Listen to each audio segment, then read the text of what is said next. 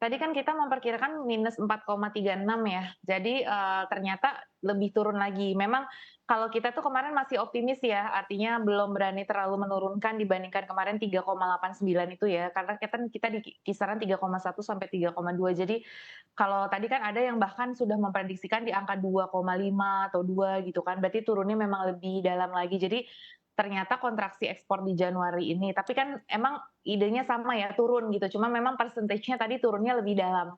Kita prediksinya 4,3, ternyata turunnya 6,3 gitu, jadi -6,3. Jadi, memang ternyata terkontraksinya lebih dalam dan kalau kita lihat tadi, ada sejumlah kebijakan-kebijakan di berbagai negara, seperti India yang kemudian, memacu batu bara domestiknya, kayak gitu ya, itu mungkin mengurangi volume permintaan untuk si batu bara itu sendiri, seperti itu. Jadi makanya tapi kan sejalan ya, memang idenya kan ada penurunan harga komoditas dan kemudian juga penurunan dari sisi demand side. Jadi memang kelihatan tadi dari grafik yang disampaikan oleh kepala BPS itu ada seasonal effect di setiap Januari itu juga memang mengalami penurunan. Jadi itu sudah sejalan, cuma memang ternyata kontraksinya lebih dalam lagi. Ya ini yang makanya perlu diwaspadai ya. Jadi dari data ini meskipun tadi saya bilang kita memang tetap harus optimis ya, berarti upaya-upaya kita untuk mendorong, ekspor-ekspor yang, apa namanya, yang memiliki potensi atau peluang ya, selain tekstil juga tadi besi dan baja, ya lignit gitu ya, biasanya kalau tadi kalau melanjutkan diskusi ke Tiongkok misalkan, karena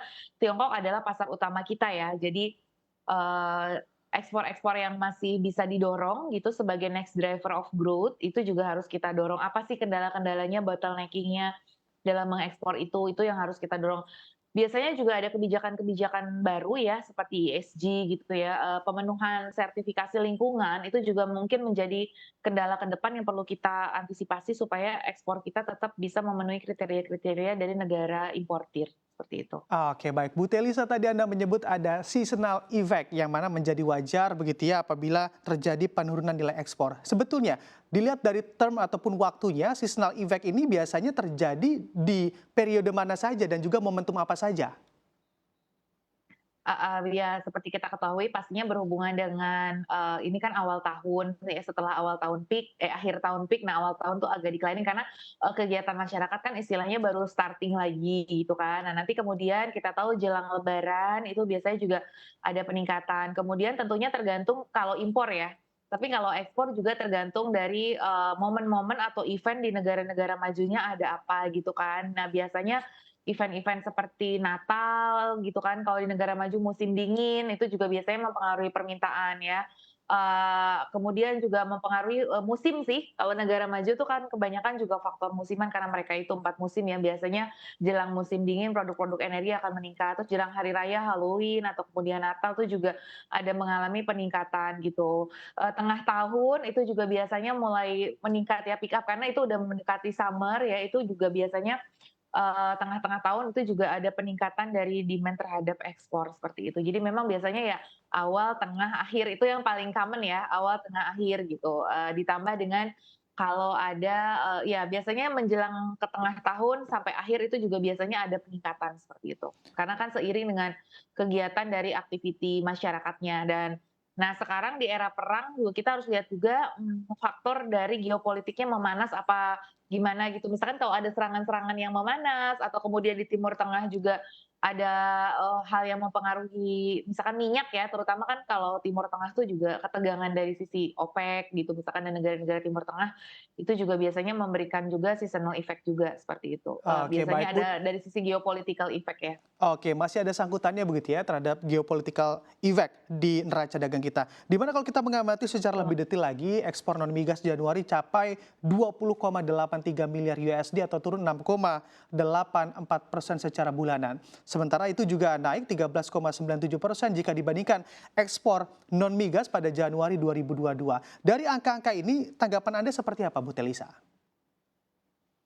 Iya, jadi, memang yang turun itu bukan hanya migas saja, tapi non migas ya. Jadi artinya kan ini ya karena awal tahun sih ya, tadi seperti saya sampaikan gitu. Jadi, non migas ini kan juga related sama sekali lagi activity dari industri misalkan ya, kalau kita lihat PMI global, itu memang, belum pada fase yang, di atas 50, tapi sudah sudah pada fase ekspansi, tapi belum meningkat banget dibandingkan dengan kondisi yang sedang peak-peak-nya gitu. Jadi PMI-nya juga memang belum pulih secara global ya. Jadi wajar kalau ekspor non migas sendiri ada penurunan, karena non migas ini kan juga banyak, yang bahan baku untuk kegiatan industri manufaktur di negara-negara maju kalau saya melihat. Nah, dari sisi PMI globalnya belum, walaupun sudah pada fase ekspansi, tapi tadi pertumbuhannya itu belum terlalu maksimal gitu ya, dari sisi PMI Amerika, kemudian juga PMI-nya Caixin ya, udah ada tren meningkat, tapi tadi meningkatnya itu belum pada level yang peak, sehingga